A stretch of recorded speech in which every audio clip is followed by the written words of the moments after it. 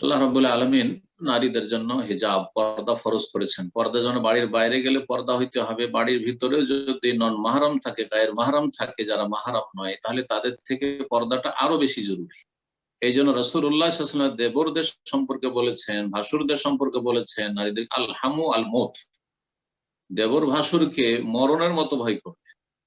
দেবর ভাসুর থেকে যেমন মরণের থেকে মানুষ কত আপ্রাণ চেষ্টা করে বাঁচার, সেই রকমই দূরে থাকার চেষ্টা করবে। কারণ এখানে ফিতনার আশঙ্কা বেশি। ভাইয়ের বাসা, ভাইয়ের বাড়ি, ভাইয়ের ঘরে ঢুকে যাচ্ছে, কেউ কিছু এটাকে দোষণীয় মনে করছে না। বাইরের লোক তো ঢুকতে পারবে না, কিন্তু ঘরের লোক ঢুকলে কেউ কিছু মনে করবে না, এখান থেকে ফিতনা শুরু হবে।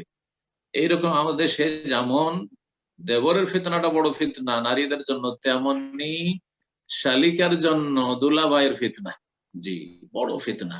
অধিকাংশ জেনাগুলি পারিবারিক জেনা আমাদের এই দুটো রাস্তা থেকে বেশি হচ্ছে, আর এর সাথে চাচাতো ভাই, মামাতো ভাই, খালাতো ভাই, এগুলোতে জেনাগুলি বেশি হচ্ছে।